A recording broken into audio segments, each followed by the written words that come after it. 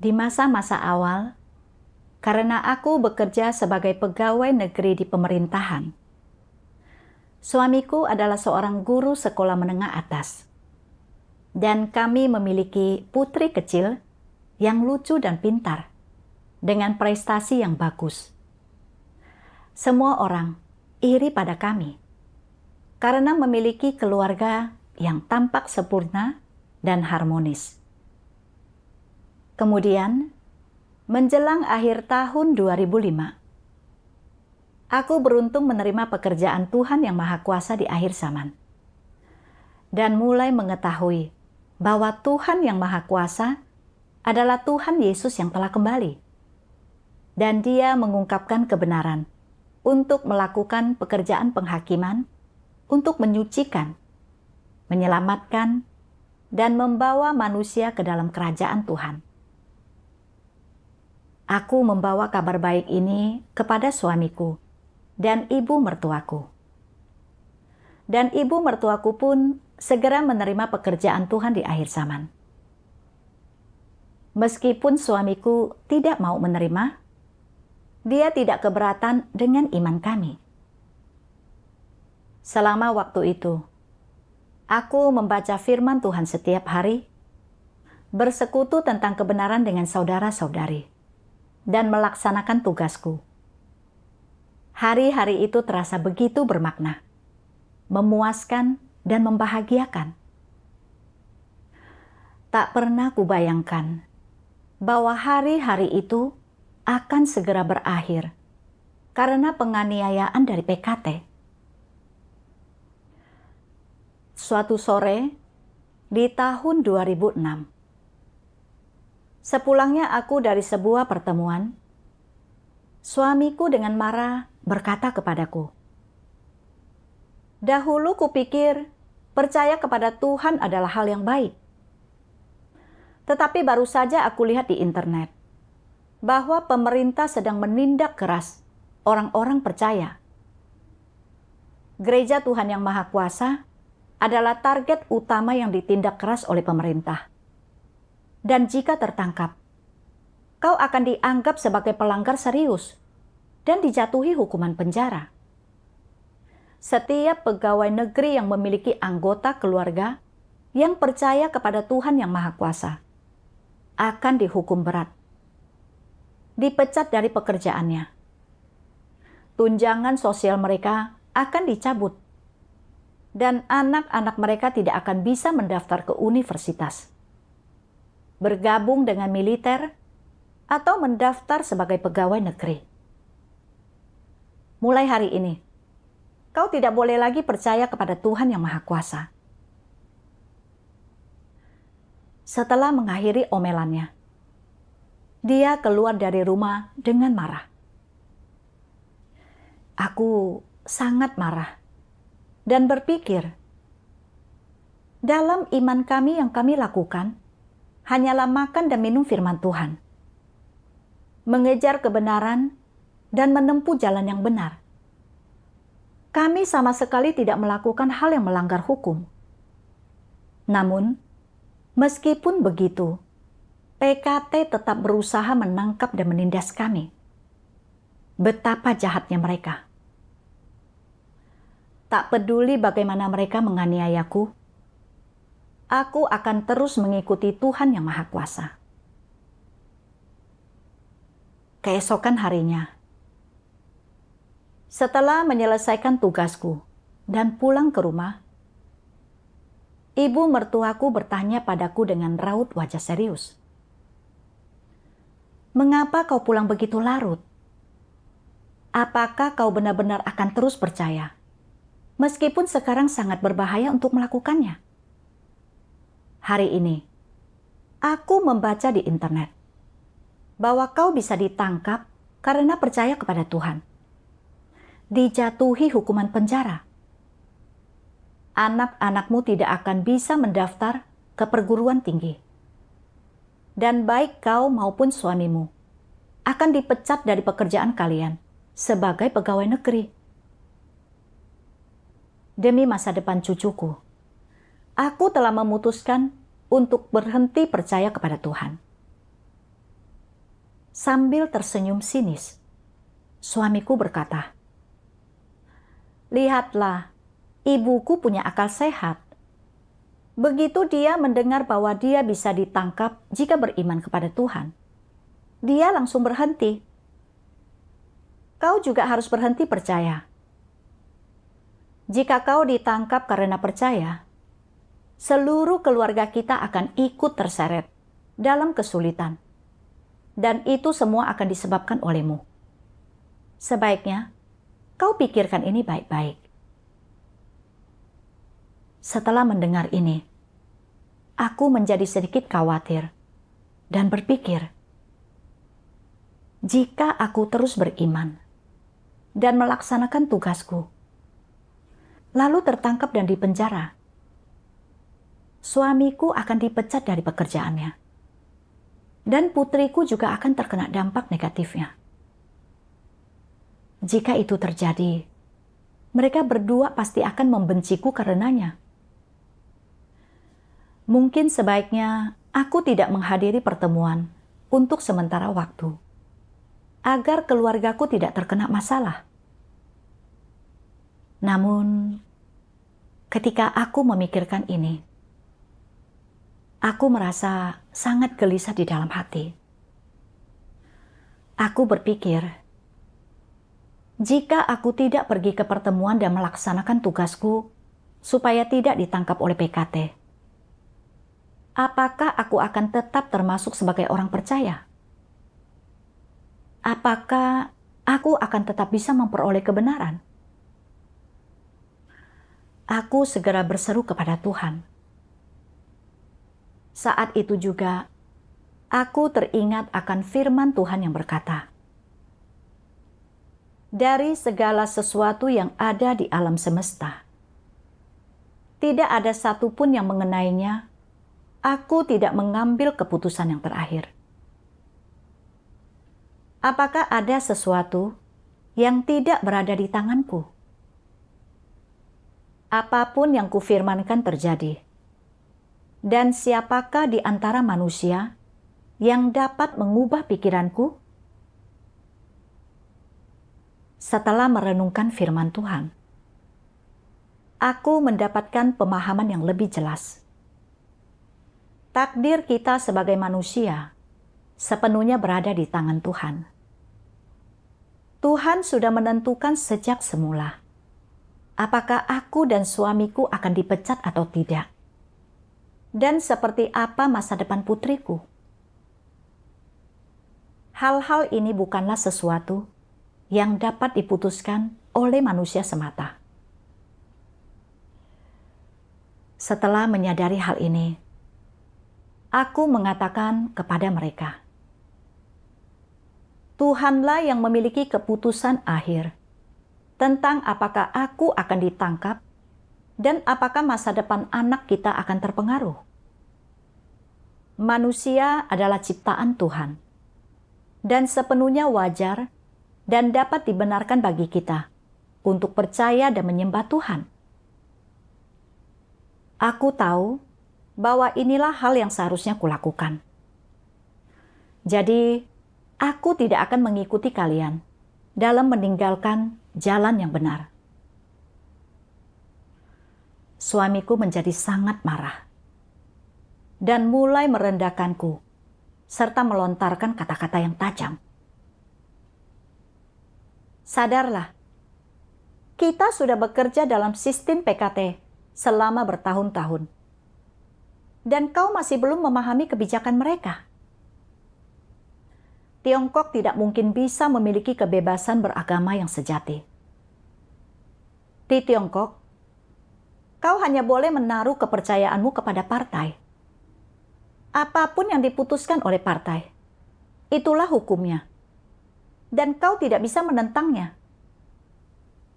Contohnya adalah insiden di lapangan Tiananmen. Para mahasiswa itu hanya berusaha memperjuangkan demokrasi dan kebebasan. Tetapi mereka ditindas dengan brutal oleh PKT. Dan bahkan mendapat tuduhan palsu, yaitu memicu kerusuhan dan revolusi. yang menyebabkan banyak dari mereka ditangkap dan dipenjara. Bahkan, ada beberapa mahasiswa yang dilindas oleh tang. Memikirkan ini saja sudah membuatku merinding. Pikirkanlah, jika mereka bisa bertindak begitu brutal terhadap para mahasiswa. Apakah menurutmu mereka akan membiarkan orang-orang percaya lolos begitu saja? Kau harus bisa melihat kenyataan yang ada. Kau adalah warga negara Tiongkok. Dan karena itu, kau hanya boleh percaya kepada PKT. Dan sama sekali tidak boleh percaya kepada Tuhan. Setelah mendengar argumen suamiku, aku berpikir, PKT memang benar-benar biadab, kejam dan sangat jahat. Jika aku bersikeras untuk percaya kepada Tuhan dan tertangkap, mereka pasti akan memukuliku sampai mati. Aku pun menjadi sedikit takut. Saat itu, aku teringat akan firman Tuhan Yesus yang berkata, "Dan jangan takut kepada mereka yang membunuh tubuh, tetapi tidak mampu membunuh jiwa. Sebaliknya, takutlah kepada Dia yang mampu menghancurkan tubuh dan jiwa di neraka." Firman Tuhan memenuhiku dengan iman. Semua peristiwa dan segala sesuatu ada di tangan Tuhan. Dan tanpa seizin Tuhan, PKT tidak akan bisa menyentuhku sedikit pun. Bahkan, jika pada akhirnya aku ditangkap dan dipukuli hingga mati atau cacat, itu semua seizin Tuhan. Jika aku bisa tetap teguh dalam kesaksianku dan mempermalukan iblis, hidupku tidak akan sia-sia. Aku tidak boleh terkekang oleh apa yang baru saja dikatakan suamiku dan menjalani hidup yang tidak bermartabat di bawah kuasa iblis seperti dirinya. Aku harus mengandalkan Tuhan agar bisa tetap teguh dalam kesaksianku. Setelah suamiku melihat bahwa aku masih belum meninggalkan imanku, dia seringkali mencari-cari kesalahanku, merendahkan dan menegurku, dan bahkan mengkritikku di depan putriku karena tidak melakukan pekerjaan yang seharusnya kulakukan. Ibu mertuaku juga mulai memberiku tatapan sinis dan memarahiku, mengatakan bahwa aku memiliki terlalu banyak waktu yang kusia-siakan untuk hal-hal tidak berguna dan mengabaikan masa depan anak serta keluargaku demi imanku sendiri. Selain putriku, tidak ada seorang pun yang mau berbicara denganku. Rasanya seperti tidak ada tempat lagi untukku di dalam keluarga ini. Seiring berjalannya waktu, aku mulai merasa sedikit lemah. Jadi, aku datang ke hadirat Tuhan dalam doa dan pencarian. Lalu menemukan bagian dari firman Tuhan yang mengatakan, Tuhan yang Maha Kuasa berfirman, "Si naga merah yang sangat besar itu menganiaya Tuhan, dan ia adalah musuh Tuhan. Dan karenanya, di negeri ini, mereka yang percaya kepada Tuhan dipaksa menanggung penghinaan dan penindasan." Teramat sulit bagi Tuhan untuk menjalankan pekerjaannya di negeri si naga merah yang sangat besar. Tetapi lewat kesulitan inilah Tuhan mengerjakan satu tahap pekerjaannya, membuat hikmat-Nya dan perbuatan-perbuatannya yang menakjubkan menjadi nyata, dan menggunakan kesempatan ini untuk melengkapi kelompok orang ini. melalui firman Tuhan, aku belajar bahwa rezim PKT adalah rezim iblis. PKT sangat membenci Tuhan serta kebenaran. Dan karena itu, semua orang di Tiongkok yang percaya kepada Tuhan pasti akan mengalami penindasan oleh PKT. Namun, hikmat Tuhan bekerja berdasarkan rencana jahat iblis. Dan Tuhan menggunakan situasi sulit yang diakibatkan oleh penangkapan dan penindasan PKT untuk menyempurnakan iman kita. Suamiku mengikuti PKT untuk menganiayaku, dan keluargaku menolakku. Aku menderita dan merasa sedikit terhina. Tetapi penderitaan ini datang karena aku mengejar kebenaran dan menempuh jalan yang benar. Jadi, semua ini sangat layak dijalani. Aku tidak boleh tenggelam dalam sikap negatif dan kelemahan, karena itu menyakiti Tuhan. Aku harus tetap teguh dalam kesaksianku baginya. Saat menyadari hal ini, aku tidak lagi merasa terlalu sedih, dan aku mendapatkan kembali imanku.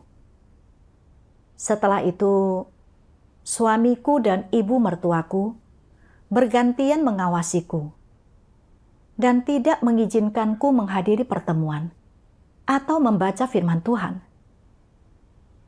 Namun, aku tidak membiarkan mereka mengekangku.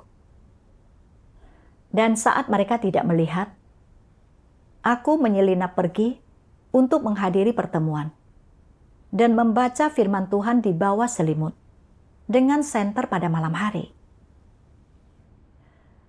Namun kemudian, suatu hari, ketika aku hendak pergi ke pertemuan, ibu mertuaku memergokiku, dan dengan berlinang air mata, dia berkata, "Anakku, kumohon, berhentilah percaya kepada Tuhan. Jika kau tertangkap, apa yang akan terjadi pada keluarga kita? Putraku sudah berkata, jika kau terus seperti ini, dia akan menceraikanmu. Kau adalah menantu yang baik. Aku tidak ingin kehilanganmu. Dan aku tidak sanggup melihat keluarga kita hancur. Sungguh sulit bagiku melihat ibu mertuaku seperti itu. Dengan air mata membasahi pipinya. Di masa lalu, dia selalu memperlakukanku seperti putrinya sendiri. Dan aku tidak tega melihatnya menderita seperti itu. Jadi aku memberi persekutuan kepadanya. Ibu, kau sendiri sudah membaca firman Tuhan. Jadi kau tahu bahwa Tuhan telah menciptakan manusia, langit, bumi, dan segala isinya. Hidup kita dan semua yang kita nikmati berasal darinya. Dan percaya kepada Tuhan, serta menyembahnya adalah sesuatu yang sangat wajar dan dapat dibenarkan. Di akhir zaman, Tuhan yang Maha Kuasa telah mengungkapkan banyak kebenaran untuk menyelamatkan kita dari dosa. Jika kita melepaskan iman kita karena takut ditangkap, kita akan kehilangan kesempatan untuk diselamatkan.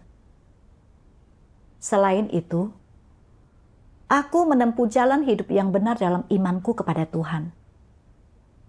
Jika keluarga kita hancur, bukankah penyebabnya adalah PKT? PKT adalah penjahat yang sebenarnya di sini.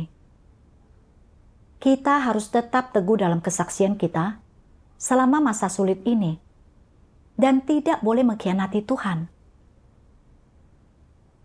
Ibu mertuaku menjawab dengan marah. Aku tahu bahwa percaya kepada Tuhan itu baik. Tetapi bagaimana mungkin aku berani untuk tetap percaya ketika sekarang PKT sedang melakukan penangkapan? Jika kau bersikeras untuk percaya kepada Tuhan, aku tidak punya pilihan selain berpihak pada putraku demi keluarga kita. Yang bisa kulakukan hanyalah berkata kepadanya, "Jika kau ingin melepaskan imanmu, itu pilihanmu. Tetapi kumohon, jangan ikut-ikut PKT untuk menghalangi dan menganiayaku karena percaya kepada Tuhan. Kau tahu bahwa aku percaya kepada Tuhan yang benar dan mengikuti jalan yang benar.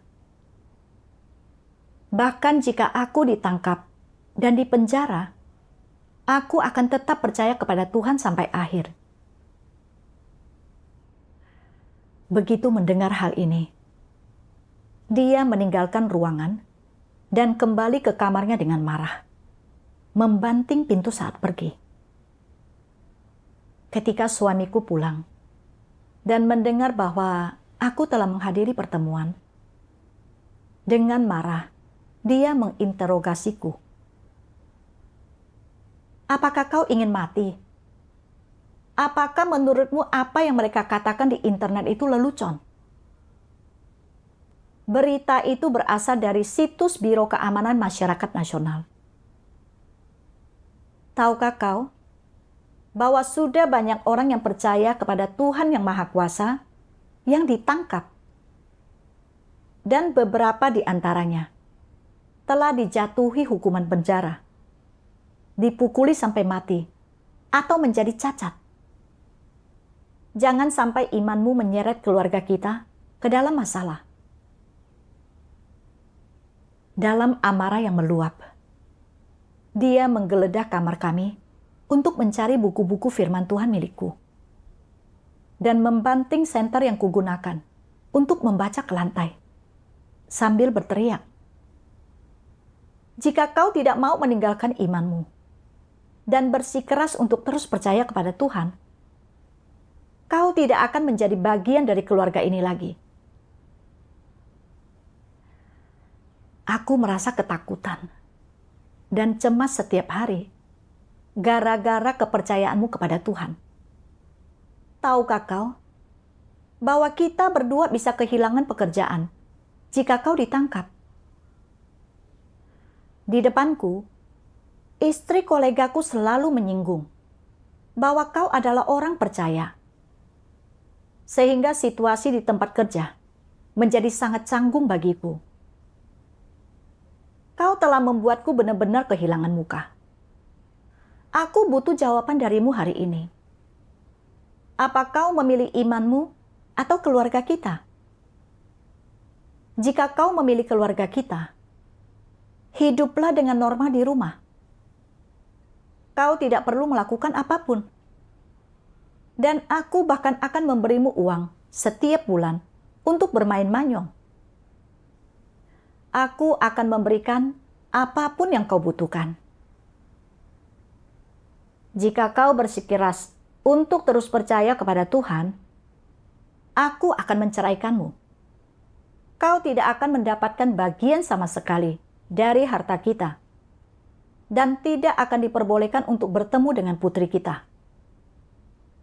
Aku sangat hancur melihat betapa tidak berperasaan dan kejamnya suamiku. Air mataku menggenang, dan aku merasa sangat terluka. Aku telah bekerja begitu keras mencari nafkah untuk keluarga.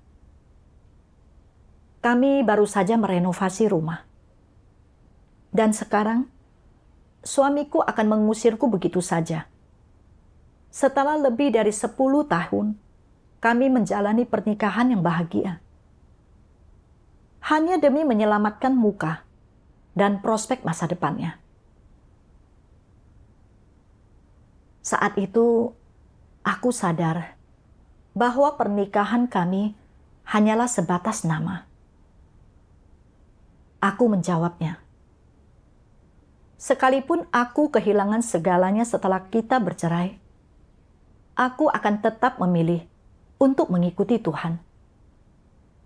Dengan suara yang jahat dan penuh kebencian, dia menjawab, "Jika kau memilih untuk mengikuti Tuhan, aku tidak akan membiarkanmu begitu saja. Aku akan mengirimmu ke Biro Keamanan Masyarakat. Mereka tahu cara menangani orang sepertimu. Saat mengatakan itu, dia menunjukkan kepadaku sepucuk surat yang sudah dia cetak yang menyatakan, istriku percaya kepada Tuhan Yang Maha Kuasa, dan sekarang sudah tidak bisa diselamatkan lagi. Aku telah mencoba segala cara, tetapi dia tidak mau mendengarkanku. Jadi, aku tidak punya pilihan selain meminta Biro Keamanan Masyarakat untuk membantuku menangani istriku. Jika dibutuhkan bantuan, aku akan bersedia membantu. Saat melihat surat itu, aku sangat marah dan berpikir, suami macam apa dia? Dia tidak ada bedanya dengan setan. Dia tahu betul bagaimana brutalnya PKT memperlakukan orang-orang yang percaya kepada Tuhan. Tetapi dia tetap ingin mengirimku ke Biro Keamanan Masyarakat. Bukankah itu sama saja dengan mengirimku ke kematian? Aku sungguh risau melihat bahwa suamiku sendiri telah sepenuhnya kehilangan kemanusiaannya. Dan sekarang mampu berbuat apapun. Jika dia benar-benar membawaku ke Biro Keamanan Masyarakat, apa yang akan kulakukan? Mereka ahli dalam menyiksa dan bahkan membunuh orang-orang percaya di sana. Makin aku memikirkannya, makin aku merasa ketakutan. Jadi aku terus berdoa kepada Tuhan, memohon kepadanya untuk memberiku iman dan kekuatan. Setelah berdoa, aku teringat akan bagian dari firman Tuhan yang pernah kubaca saat waktu teduh. Engkau tidak perlu takut akan ini dan itu. Sebanyak apapun kesulitan dan bahaya yang mungkin engkau hadapi, engkau mampu tetap tenang di hadapanku, tidak terhalang oleh rintangan apapun, sehingga kehendakku dapat terlaksana. Ini adalah tugasmu. Janganlah takut. Dengan dukunganku, siapa yang mampu menghalangi jalan ini? Ingatlah ini. Jangan lupa. Firman Tuhan memenuhiku dengan kekuatan dan iman. Tuhan adalah perisaiku. Jadi tidak ada yang perlu kutakuti. Dengan keyakinan yang teguh, aku berkata kepada suamiku, sekalipun kau menyerahkanku ke Biro Keamanan Masyarakat, aku akan terus percaya kepada Tuhan. Kau harus tahu bahwa PKT hanya bisa menyiksa dan menganiaya tubuhku. Tetapi mereka tidak akan pernah bisa menghancurkan kemauanku untuk mengikuti Tuhan. Tidak peduli bagaimana mereka menganiayaku, aku akan terus percaya kepada Tuhan, sekalipun aku harus mati.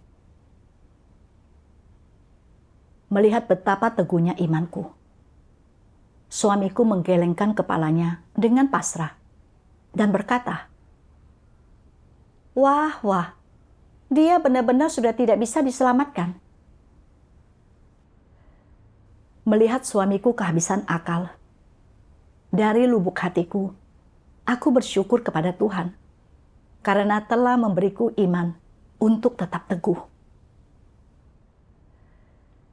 Setelah makan malam, aku duduk di tempat tidur dan merenungkan semua yang terjadi hari itu.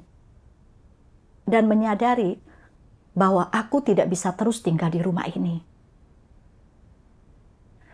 Ketika memikirkannya, aku mulai merasa sedikit sedih dan enggan untuk berpisah, dan air mataku mengalir. Melihatku menangis, suamiku mencoba membujukku lagi dengan berkata, Jika kau berjanji untuk tidak percaya kepada Tuhan, aku tidak akan menceraikanmu, dan aku tidak akan menyerahkanmu ke Biro Keamanan Masyarakat. Dengan demikian, keluarga kita bisa terus hidup harmonis seperti sedia kala. Aku menjawab, Tuhan yang Maha Kuasa telah mengungkapkan kebenaran untuk melakukan pekerjaan penghakiman dan menyucikan umat manusia. Kita semua harus menerima kebenaran dan datang ke hadapan Tuhan dalam pertobatan agar diselamatkan olehnya. Inilah satu-satunya jalan keluar kita. Akhir-akhir ini, terjadi bencana dengan skala yang makin besar. Jika kau terus mengikuti PKT untuk menghalangi dan menganiaya kepercayaanku kepada Tuhan, kau akan menjadi korban bencana ini dan dihukum. Suamiku sama sekali tidak bisa menerima apa yang kukatakan dan membalas ucapanku dengan marah. Jangan sebut-sebut imanmu di depanku. Bahkan jika Tuhan yang Maha Kuasa benar-benar Tuhan yang benar, aku tetap tidak akan percaya kepadanya. Jika kau masih bersikeras untuk percaya kepada Tuhan, aku akan membawamu ke Biro Keamanan Masyarakat besok pagi. Melihat bahwa aku tidak mendengarkannya, dia menjadi sangat marah. Menahanku di tempat tidur, menampar wajahku, dan mulai mencekikku sambil berkata, imanmu tidak hanya merugikan keluarga kita, tapi juga menyusahkanku.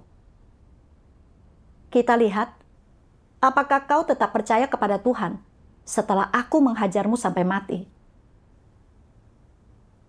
Saat aku berjuang sekuat tenaga untuk membebaskan diri, ibu mertuaku mendengar keributan itu dan masuk ke kamar kami. Dia mencercaku berkata, imanmu telah menghancurkan keluarga ini dan kini juga menyusahkan putraku. Ini membuatku sangat marah. Dan aku berpikir, sebenarnya keluarga kita menjadi tidak harmonis karena kalian berdua mempercayai kabar bohong dari PKT dan mulai menganiayaku karena percaya pada Tuhan. Ini benar-benar tidak masuk akal. Bukannya membenci PKT, kalian malah mengatakan bahwa ini semua salahku. Aku tidak bisa terus hidup seperti ini. Aku sangat marah, hingga aku berlari ke jendela dan bersiap untuk melompat keluar dan mengakhiri hidupku. Tepat saat aku hendak melompat, ibu mertuaku menunjuk ke arahku dan berkata, silakan lompat.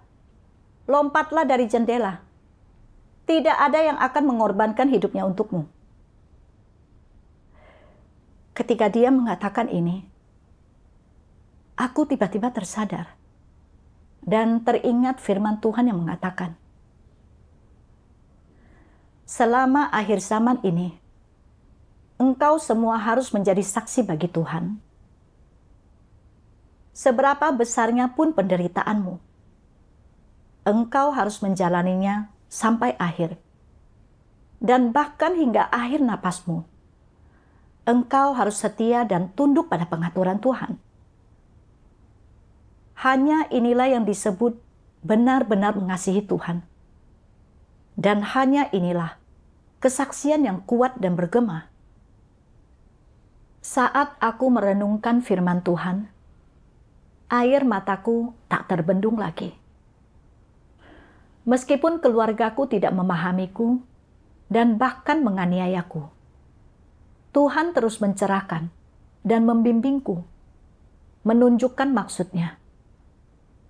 Dalam situasi seperti ini, aku tahu bahwa aku harus mengandalkan Tuhan, mempertahankan imanku kepadanya, dan tetap teguh dalam kesaksianku untuk mempermalukan iblis. Namun, aku tidak mencari maksud Tuhan. Dan saat menghadapi penganiayaan, aku malah ingin kabur melalui kematian. Bukankah aku telah terjebak dalam tipu daya iblis? Aku begitu bodoh dan telah gagal menjadi kesaksian. Aku tidak boleh terus membiarkan diriku tertipu oleh iblis. Aku harus terus hidup, percaya kepada Tuhan, dan melaksanakan tugasku, tidak peduli bagaimana keluargaku menganiayaku. Ketika suamiku menyadari bahwa dia tidak bisa menghentikanku, dia memanggil pamannya. Pamannya berkata kepadaku, "Kudengar, kau bersikeras untuk tetap percaya kepada Tuhan. Kau tahu, jika kau tertangkap, seluruh keluargamu akan terkena dampaknya, dan keponakanku akan menceraikanmu. Jika malam ini kau menulis pernyataan bahwa kau tidak akan percaya kepada Tuhan lagi, keluarga ini bisa tetap utuh." Suamiku kemudian menyerahkan pena dan selembar kertas padaku, lalu menyuruhku menulis pernyataan itu. Berbagai pemikiran berkecamuk di kepalaku. Jika kami benar-benar bercerai, apa yang akan terjadi pada anak kami? Dia masih belia, dan tanpa aku yang merawatnya, dia mungkin akan diganggu oleh orang lain. Jika suamiku menikah lagi, akankah dia disiksa ibu tirinya? Akankah dia tumbuh dengan sehat?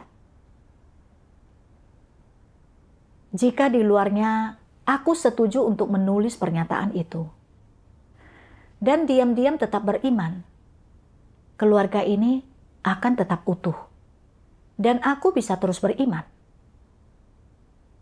Bukankah aku bisa mendapatkan keduanya? Namun, memikirkan hal itu membuatku gelisah.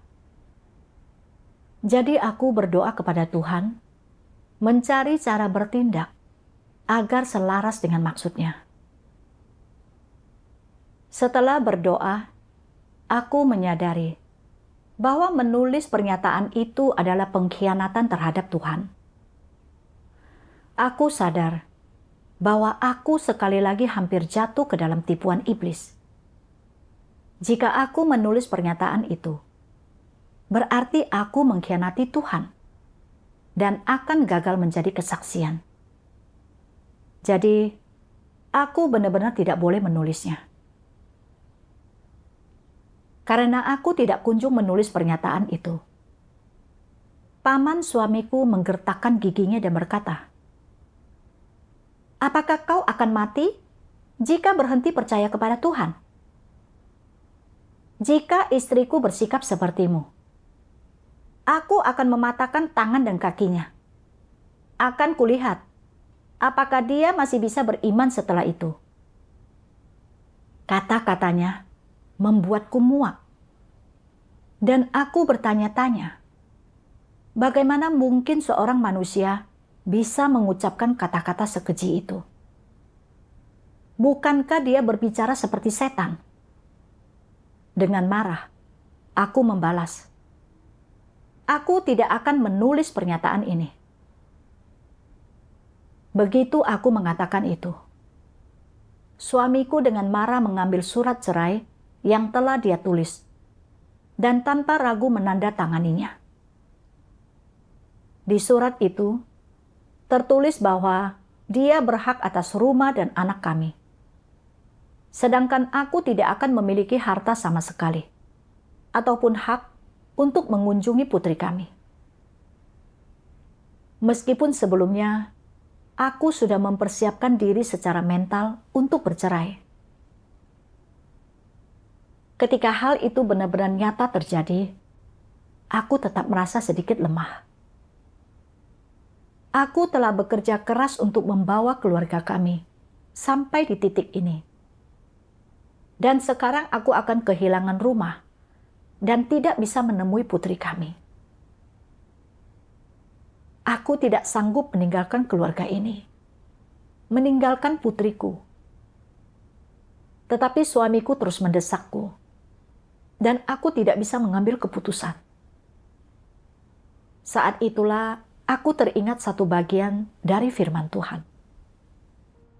Tuhan yang Maha Kuasa berfirman, "Engkau harus menderita kesukaran demi kebenaran, engkau harus mengabdikan diri kepada kebenaran, engkau harus menanggung penghinaan demi kebenaran, dan untuk memperoleh lebih banyak kebenaran, engkau harus mengalami penderitaan yang lebih besar. Inilah yang harus engkau lakukan. Janganlah membuang kebenaran demi kehidupan keluarga yang damai, dan janganlah kehilangan martabat dan integritas hidupmu demi kesenangan sesaat. Engkau harus mengejar segala yang indah dan baik, dan engkau harus mengejar jalan dalam hidup yang lebih bermakna. Jika engkau menjalani kehidupan yang vulgar dan tidak mengejar tujuan apapun, bukankah engkau menyia-nyiakan hidupmu? Apa yang dapat engkau peroleh dari kehidupan semacam itu?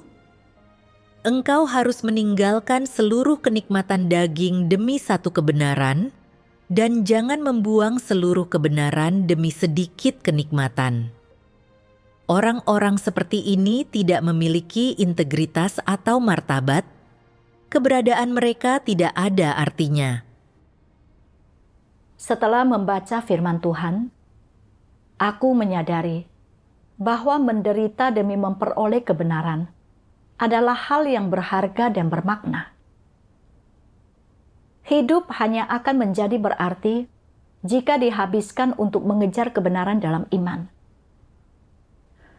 Jika aku akhirnya menjalani gaya hidup yang mudah, karena aku mengejar kehidupan keluarga yang harmonis dan kenyamanan daging, tetapi kehilangan kesempatan untuk diselamatkan oleh Tuhan, aku akan menyesal seumur hidupku.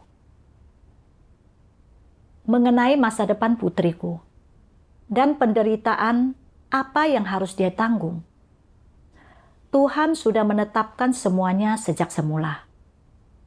Bahkan, jika aku tetap berada di sisinya, aku tidak akan dapat memastikan bahwa dia akan hidup dengan sehat setiap hari, apalagi mengubah takdirnya. Aku harus menyerahkan takdirnya kepada Tuhan dan tunduk pada pengaturan serta penataannya. Setelah aku memahami maksud Tuhan, aku merasa memiliki jalan ke depan dan tidak lagi merasa terlalu sedih. Aku kemudian teringat satu bagian lain dari firman Tuhan yang mengatakan, siapapun yang tidak mengakui Tuhan adalah musuh. Artinya, siapapun yang tidak mengakui Tuhan yang berinkarnasi, entah mereka berada di dalam atau di luar aliran ini, mereka adalah antikristus. Siapakah iblis? Siapakah setan-setan? Dan siapakah musuh Tuhan kalau bukan para penentang yang tidak percaya kepada Tuhan? Orang percaya dan orang tidak percaya sama sekali tidak sesuai. Sebaliknya mereka saling bertentangan satu sama lain. Saat merenungkan firman Tuhan, aku teringat akan bagaimana ketika suamiku mendengar bahwa orang yang percaya kepada Tuhan akan ditangkap dan ditindas oleh PKT. Dia mulai menganiayaku, tidak membiarkanku membaca firman Tuhan, melarangku bertemu dengan saudara-saudari, menggunakan segala macam cara untuk menghalangiku menerapkan imanku, bahkan sampai mengancam akan menyerahkanku ke Biro Keamanan Masyarakat, di mana aku pasti akan menghadapi bahaya besar.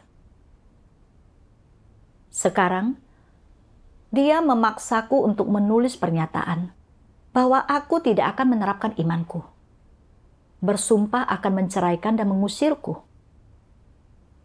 meninggalkanku tanpa apapun jika aku tidak menulisnya. Aku melihat bahwa suamiku tidak lebih dari setan yang menentang Tuhan dan membenci kebenaran. Mengingat bahwa dia telah mengikuti PKT dalam menentang Tuhan, sementara aku berusaha mengikuti Tuhan dan menempuh jalan yang benar. Jelas, kami menempuh jalan yang berbeda dan hanya akan menderita jika tetap bersama. Setelah menyadari hal ini, aku mampu menghadapi situasi yang ada dengan tenang dan memutuskan untuk menandatangani surat cerai. Melalui pengalaman cobaan berat yang kualami ini, aku makin menyadari betapa mengerikan dan menjijikannya natur PKT yang menentang Tuhan, seperti kata firman Tuhan. Kebebasan beragama, hak dan kepentingan yang sah bagi warga negara, semua itu hanya tipu muslihat untuk menutupi dosa. Mengapa bersusah payah merintangi pekerjaan Tuhan? Mengapa menggunakan segala macam tipu muslihat untuk menipu umat Tuhan?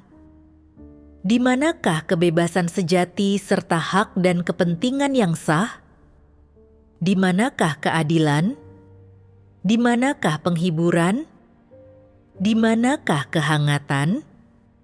Mengapa menggunakan rencana licik untuk menipu umat Tuhan? Mengapa menggunakan kekerasan untuk menekan kedatangan Tuhan? Mengapa tidak membiarkan Tuhan melangkah bebas di bumi yang Dia ciptakan? Mengapa memburu Tuhan sampai Dia tidak punya tempat untuk meletakkan kepalanya? Pemerintahan PKT adalah pemerintahan iblis itu sendiri. Untuk memperkuat stabilitas kekuasaan autokratik mereka, PKT secara membabi buta menentang Tuhan dan melakukan segala daya upaya untuk mengganggu serta menghancurkan pekerjaan Tuhan dalam menyelamatkan umat manusia. Mereka menggunakan media untuk memfitnah, mencemarkan nama baik, mengutuk, dan menghujat Tuhan. Mereka juga menggunakan berbagai strategi untuk menangkap dan menindas orang-orang Kristen, serta menyesatkan dan menghasut keluarga orang-orang Kristen untuk menindas dan menyerang mereka, sehingga keluarga-keluarga mereka terpecah belah. Namun, mereka memutarbalikkan kebenaran dan mengeklaim bahwa orang-orang percaya meninggalkan keluarga mereka. Betapa hina dan jahatnya mereka. Melalui penganiayaan yang telah kualami ini, aku memahami natur suamiku yang sebenarnya, yang membenci kebenaran. Aku juga menyadari bahwa hanya Tuhanlah yang benar-benar bisa kuandalkan. Ketika aku berada di kondisi terlemah dan sangat tertekan, firman Tuhan berulang kali mencerahkan dan membimbingku, memberiku iman dan kekuatan, dan memampukanku mengerti tipu muslihat jahat iblis, sehingga aku dapat tetap berdiri teguh menghadapi penindasan. Mulai sekarang, aku akan terus mengejar kebenaran dan melaksanakan tugasku dengan baik untuk membalas kebaikan Tuhan.